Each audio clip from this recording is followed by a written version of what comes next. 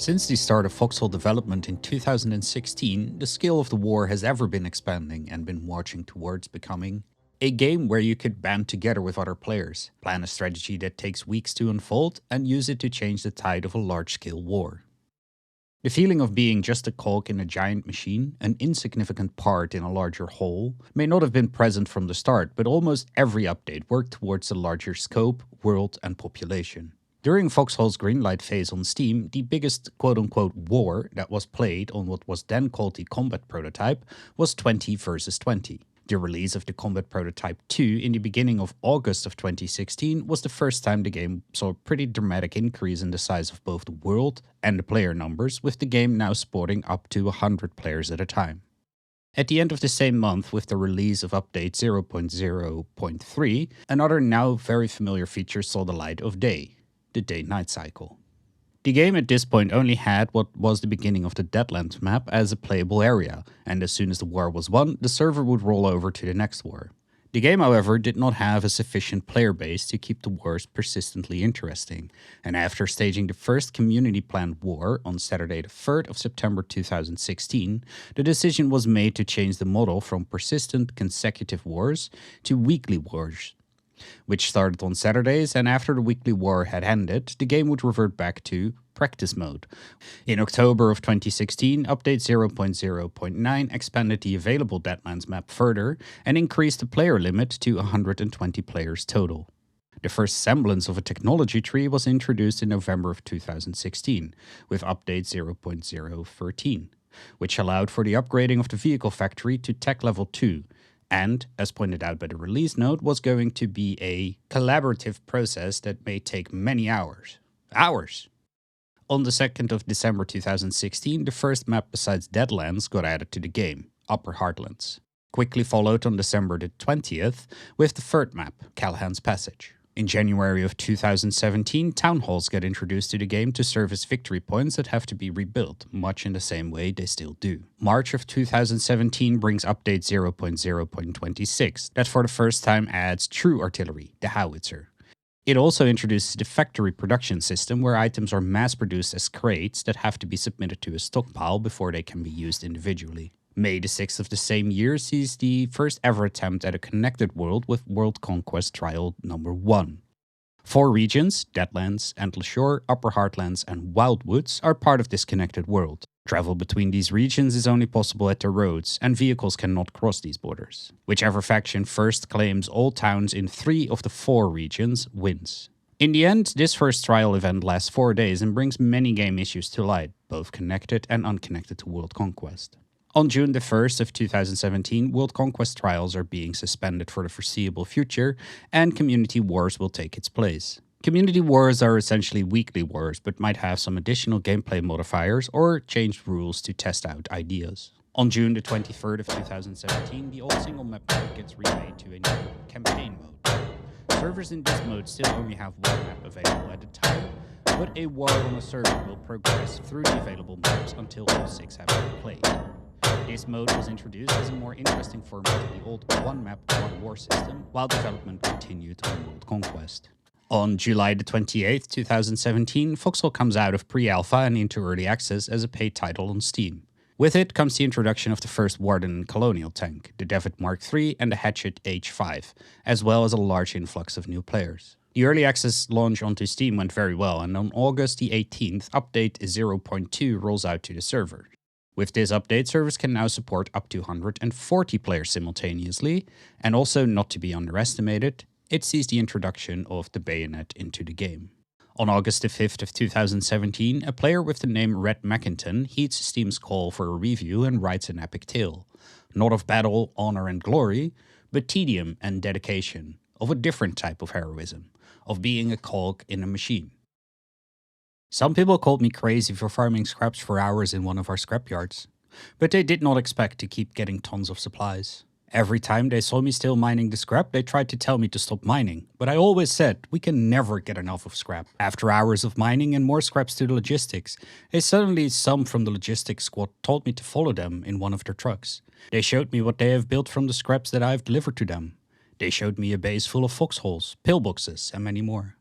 They said to me, because of you, we could make this outpost. Because of you, we could keep pushing the enemy without worrying about supplies. They told tales about me in the front, about a crazy guy in the scrapyard. They called it the Reds Scrapyard, while they even added an order that shows where it was. It was not much, but soon most of my team knew who I was. They keep visiting me, commending. I told them not to do it, I just did this to help our team. One of them said in chat, not all heroes wear capes, but I said to him, not all heroes are sane. It is this review that 17 days later convinces me to buy Foxhole.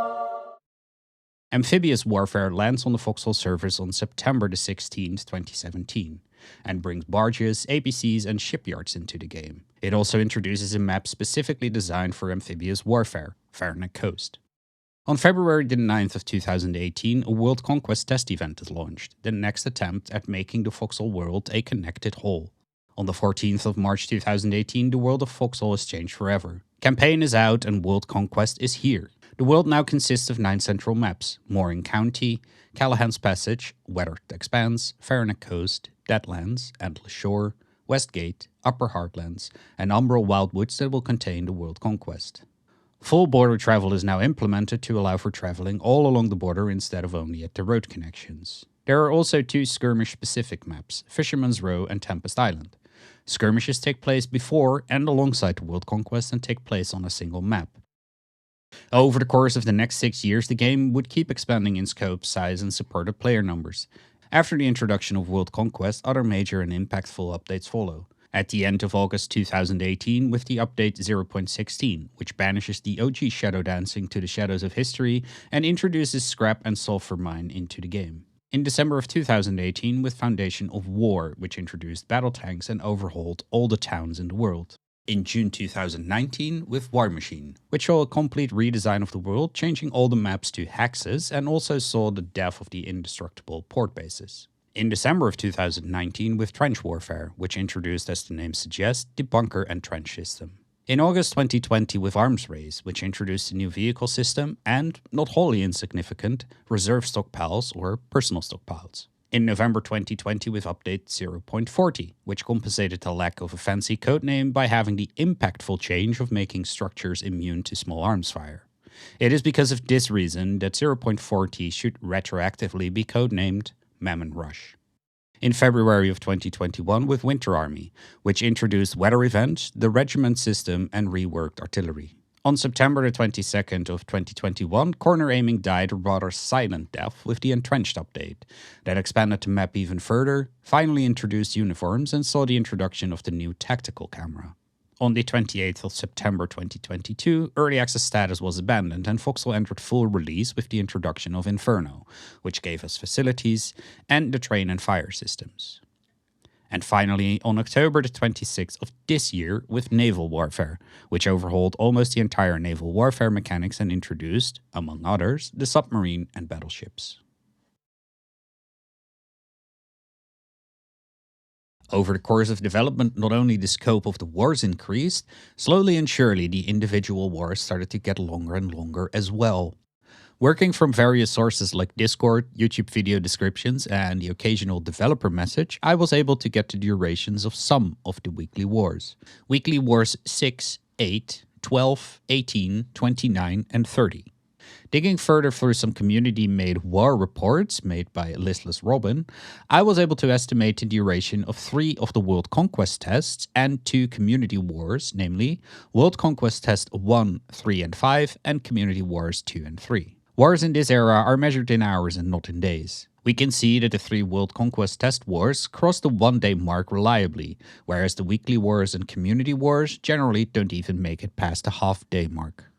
Due to the nature of Foxhole in this era, it is very hard to determine what is considered the quote-unquote real war. These days, basically the entire population agrees that Able server is the real war. But back in those days, there were multiple servers on at the same time, with varying populations and therefore also varying war lengths.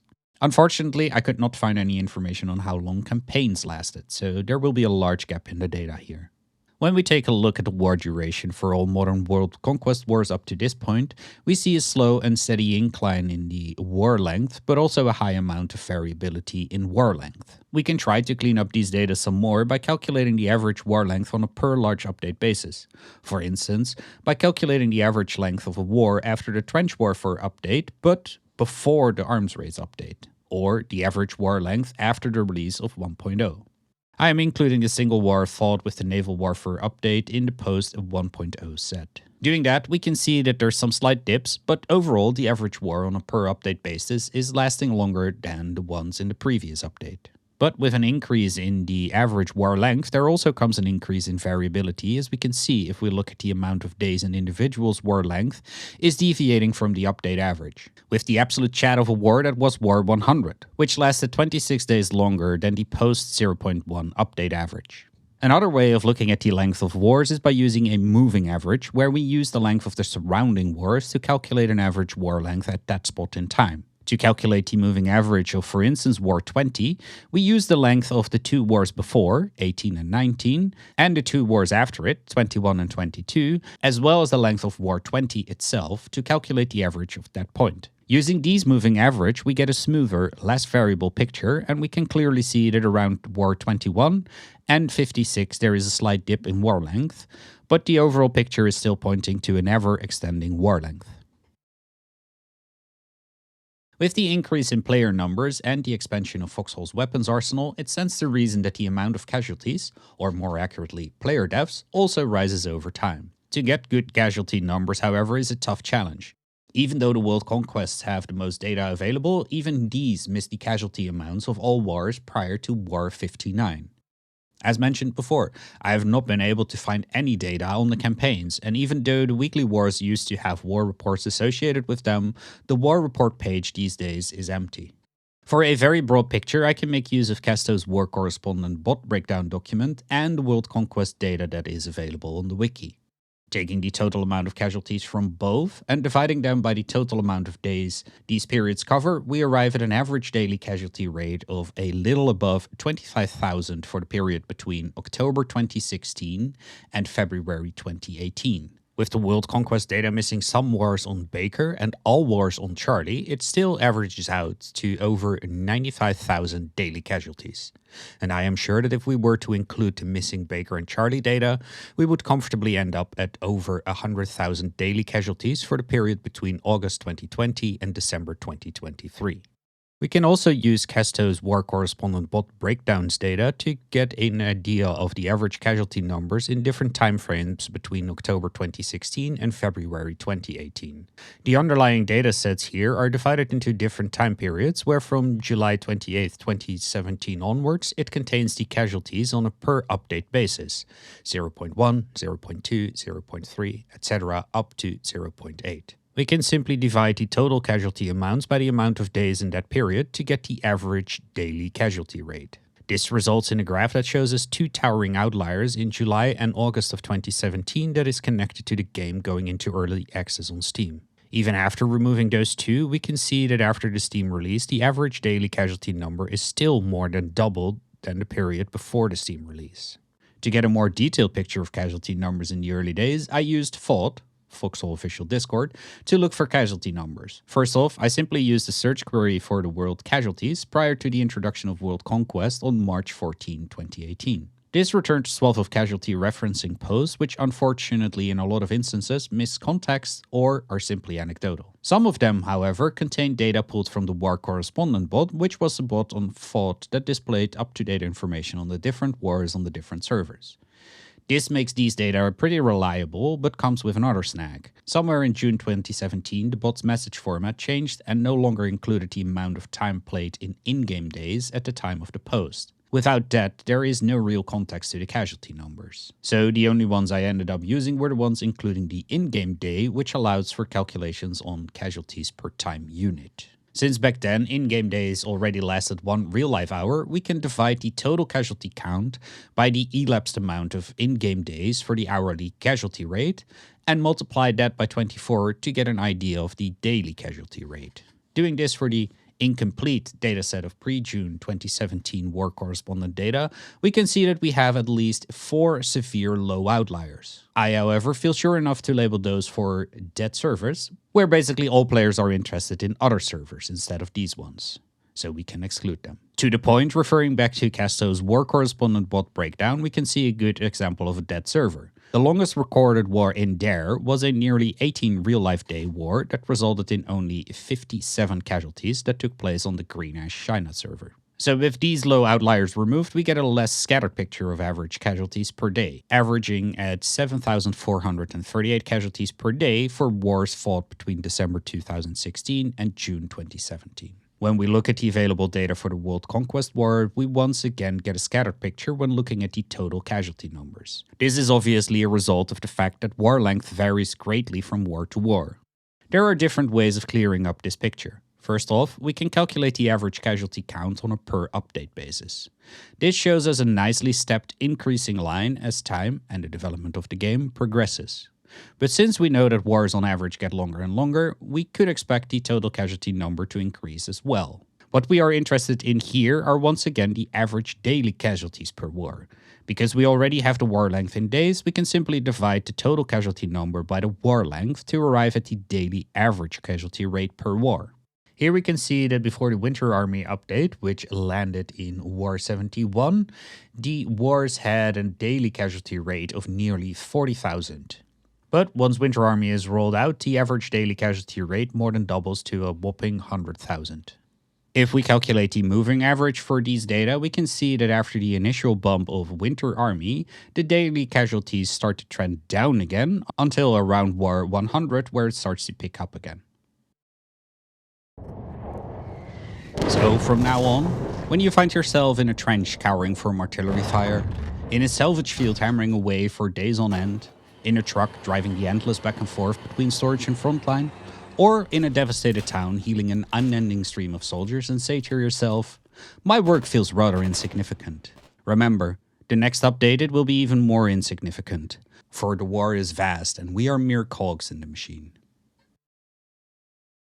This video would not have been possible without the hard and diligent work of the wonderful people maintaining the Foxhole wiki over at foxhole.wiki.gg, Listless Robin making detailed war reports back in the day, Casto spending time and effort making the war correspondent bot breakdown, and last but not least, Siegecamp, formerly known as Clapfoot, for writing development blogs and pretty detailed release notes.